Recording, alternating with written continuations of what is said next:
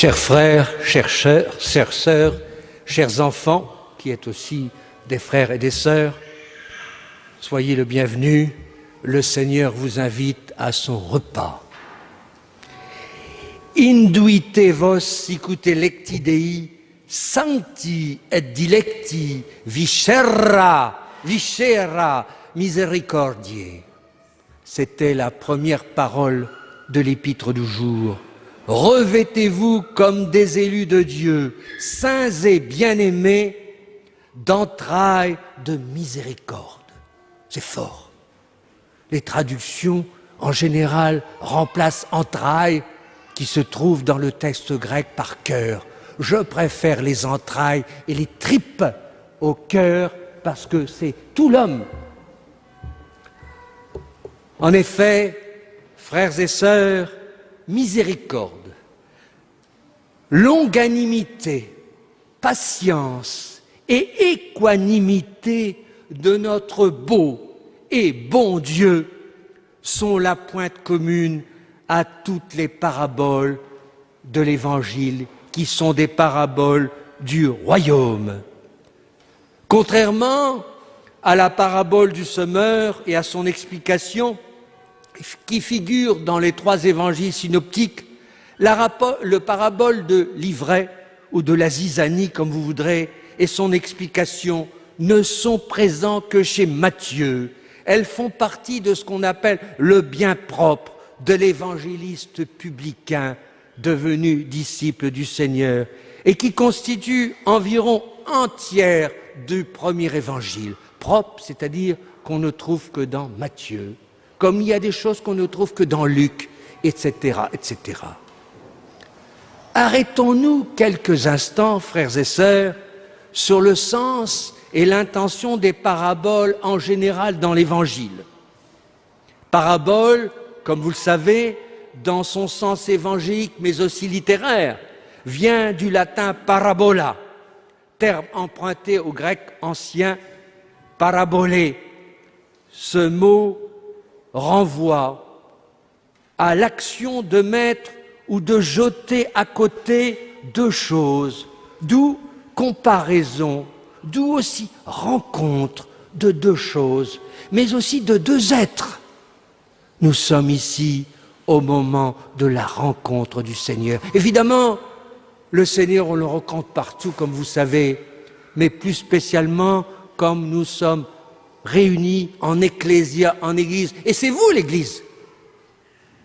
C'est pas que nous, les prêtres, le pape, les évêques, les cardinaux, et vous me permettrez cette vulgarité, et tout le Bataclan qui suit, c'était un mot du langage de mon village, on disait tout le Bataclan, ça veut dire etc. Vous êtes l'Église, frères et sœurs. Oui, eh bien, la parabole est une figure de rhétorique. Il y a de la rhétorique dans l'Évangile, dans le Coran aussi d'ailleurs, je vais y venir. Eh bien, il y a de la rhétorique qui consiste en ceci, une courte histoire qui utilise des événements quotidiens pour illustrer un enseignement, une morale ou une doctrine, et des choses que l'auditoire de Jésus pouvait comprendre. Donc nous aussi, nous pouvons fabriquer des paraboles pour être, à condition qu'elles soient de bon goût, pour éclairer d'abord la tête du prédicateur et ensuite, si Dieu le veut et si le prédicateur est assez adroit pour que ça entraîne les intelligences, je suis dominicain, les intelligences, car l'intelligence est sacrée, mais aussi les cœurs et tout l'être humain. En effet, la parabole est un moyen de persuasion et de communication par la voie indirecte. Sous le mode métaphorique, du latin métaphora, au sens propre, transport, c'est-à-dire transposer quelque chose dans quelque chose d'autre. La métaphore est une figure de style fondée sur l'analogie. Elle désigne une chose par une autre qui lui ressemble ou partage avec elle une qualité essentielle. Donc, la métaphore, mais aussi la parabole, donne à penser, donne à méditer, donne à contempler. Elle met tout en branle dans l'être humain, car l'être humain est un être que Dieu a créé à son image et sa ressemblance, et par conséquent, qui est doué de sagesse. On ne le croirait pas toujours, mais il faut continuer à le croire, car il faut continuer à croire en cet homme créé par Dieu, et à attendre le moment où nous serons là peut-être pour glisser à notre frère incroyant ou incroyant avec discrétion, avec humilité, avec charité, la parole ou le silence comme il conviendra, qui pourra le faire réfléchir, mais nous aussi nous faire réfléchir, car si nous voulons prêcher aux autres, pauvre prédicateur que je suis, nous devons nous convertir. Moi le premier, frères et sœurs, cum vertere en latin, rentrer en soi-même, nous pas dans les tréfonds de l'inconscient, mais dans toutes ces qualités et charismes que Dieu a donnés, frères et sœurs, à chacun de vous. Par ce moyen, que ce soit parabole ou que ce soit autre figure de style, le locuteur cherche à entrer en dialogue avec son interlocuteur, non pas qu'il fasse dialoguer, non pas qu'il fasse communiquer. La parole ne se limite pas à cela, il y a le verbe intérieur qui nous fait penser. Je ne suis pas contre les dialogues, mais le dialogue à tout prix pour raconter quoi? Et pour écouter quoi? Il faut y réfléchir quand même. Eh bien, le style parabolique doit permettre à l'interlocuteur de ne pas se sentir visé et de ne pas être figé dans une étude défensive. Le réglage en clair pourrait parfois être inefficace, car il pourrait figer. Vous savez, il n'est pas bon de faire la correction fraternelle dans la mesure où on la fait n'importe comment, car on peut faire pire que mieux. Il faut attendre. C'est le sens de la parabole de l'ivraie et du bon grain. Il faut s'armer de patience, de miséricorde et de pardon. Oui, frères et sœurs, de plus, le langage figuré de la parabole, simple par ses références à la vie quotidienne ou à la nature environnante, et riche par ses connotations culturelles, dit plus que le langage doctrinal qui est nécessaire aussi. En tout cas, autre chose que le langage doctrinal, il s'adresse à la personne tout entière, son intelligence, son cœur, ses entrailles, le tréfonds de lui-même. La voix parabolique, frères et sœurs, peut être un moyen privilégié de toucher quelqu'un sans le rebuter, sans lui donner l'impression de l'agresser dans ses convictions arrêtées. Ce peut être un moyen pastoral, missionnaire, approprié en certaines occasions. En un mot, la parabole évangélique a pour but, mais aussi celle que nous pouvons fabriquer, a pour but de mettre en branle la conversion de tout l'être, l'intelligence, le cœur, idées et actions qui en résultent. C'est une manière indirecte de parler. Et parce que nous sommes dans une session où nous réfléchissons sur l'islam, je vais vous donner 2 exemples de langage indirect dans le Coran, que je ne considère évidemment pas comme la parole de Dieu. Dans le Coran, il est dit ceci: le pèlerinage a lieu en des mois connus. Pour qui s'acquitte le pèlerinage, nulle galanterie, je vais revenir sur ce mot qui m'intéresse, nul libertinage, nulle discussion, c'est-à-dire pas de dispute, au cours du pèlerinage. Le mot qui a été traduit fort adroitement par un traducteur français, par galanterie, c'est l'arabe fara rafatha. Alors, ce n'est pas facile à traduire parce que les commentateurs vous disent que ça désigne la cohabitation avec la femme. Car vous savez, durant le pèlerinage, on doit s'abstenir de la cohabitation avec son épouse, évidemment, les autres étant interdites.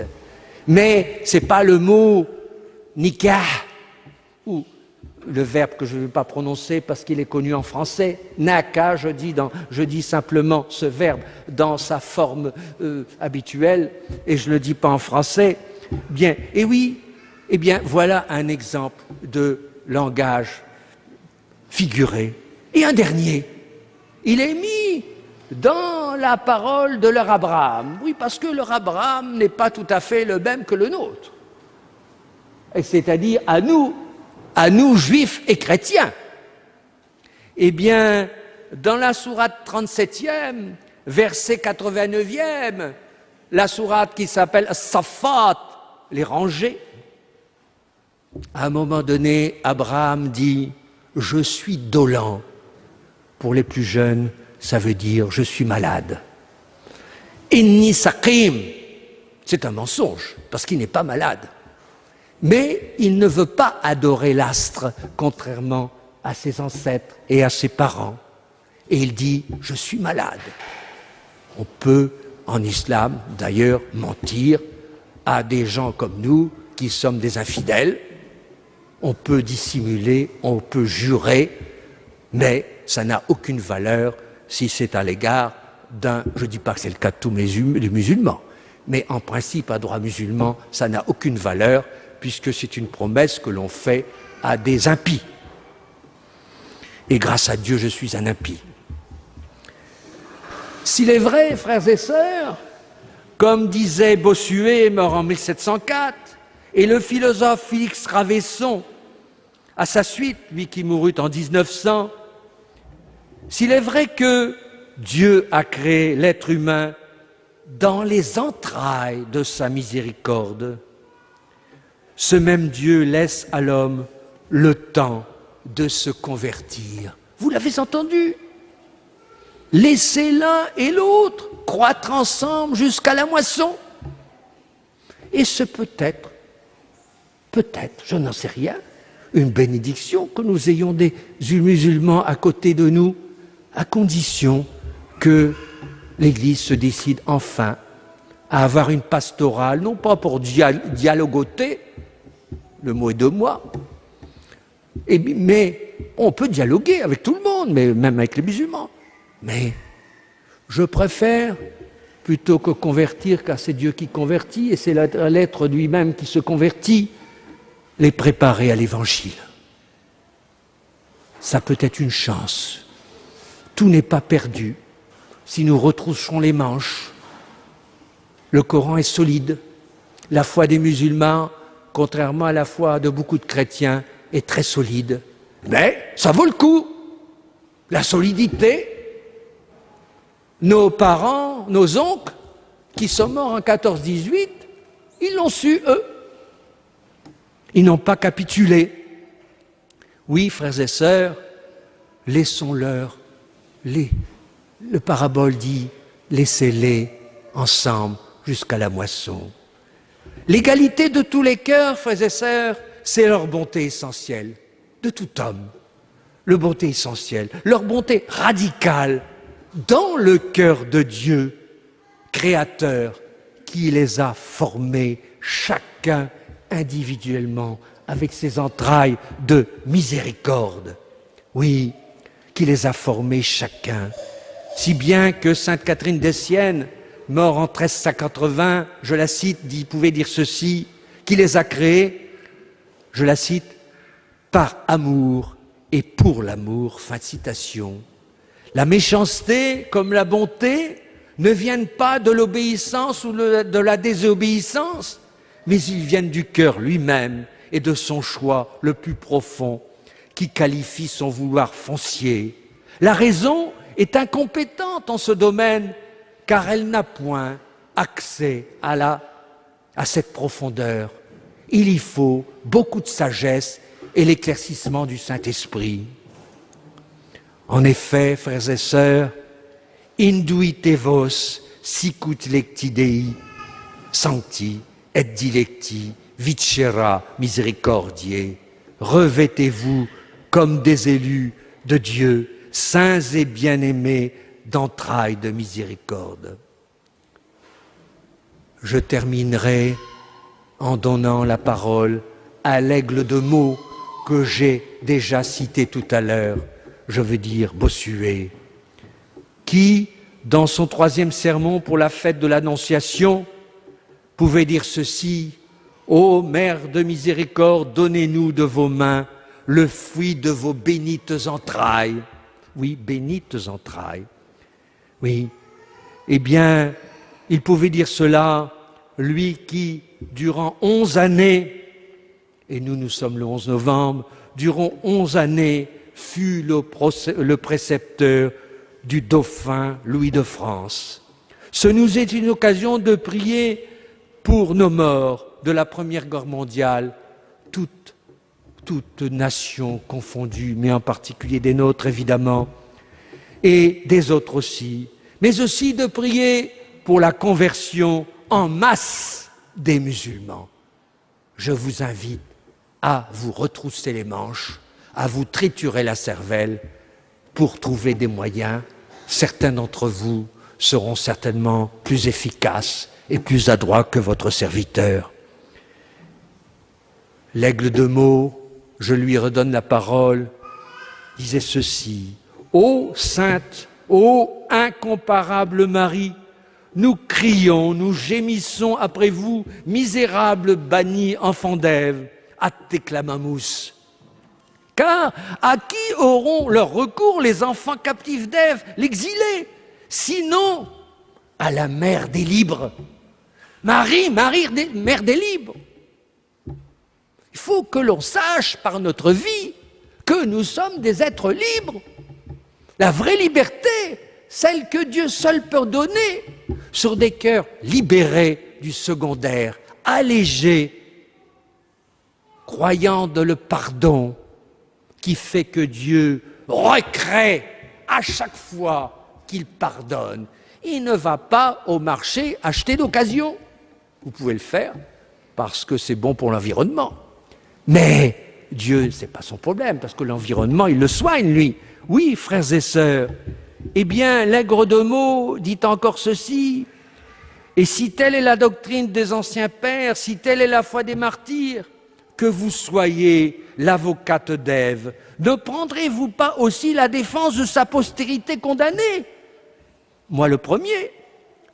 Si donc Ève, inconsidérée, nous a présenté autrefois le fruit empoisonné qui nous tue, est-il rien de plus convenable que nous recevions de vos mains le fruit de vos bénites entrailles? » Et pour qu'il n'y ait pas d'ambiguïté et qu'il n'y ait pas de contestation, évidemment, la femme n'est pas coupable plus que l'homme. Adam, c'est un récit mythique, mais qui nous renvoie à une vérité de notre être et une vérité du salut de Dieu.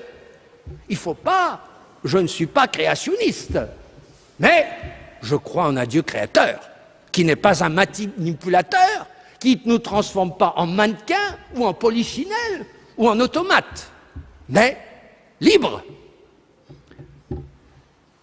Et ça sera là tout, parce qu'on va me dire que c'est trop long. Ne nous le refusez pas, ô Mère de miséricorde, si indigne que nous en soignons. Donnez-le nous sur la terre, ce fruit de votre miséricorde, en attendant qu'il daigne lui-même se donner à nous, toujours au plus haut des cieux. Amen.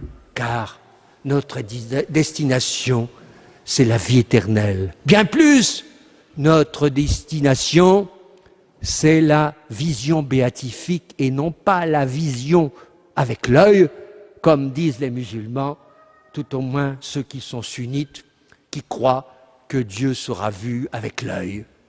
Nous, c'est la vision béatifique. Nous ne pouvons pas nous imaginer. Il vaut mieux pas chercher à s'imaginer. Ça sera la grande union, la grande réconciliation, ressuscité. Quelqu'un m'a dit, comment on peut dire? Moi je dis, je ne peux pas vous dire, je ne vais pas commencer à m'imaginer comment c'est. Ça serait une erreur.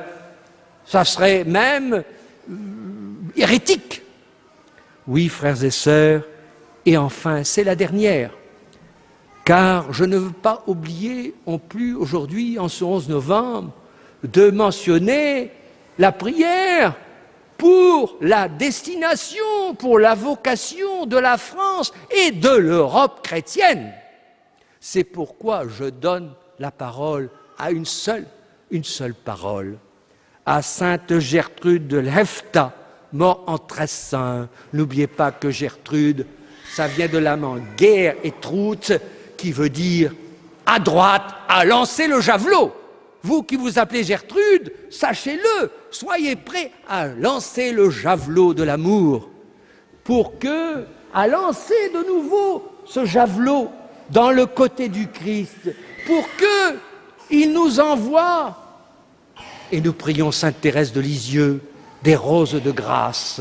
Eh bien donc, enfin, c'est la fin, vous allez lui dire, Alhamdulillah, Dieu soit loué.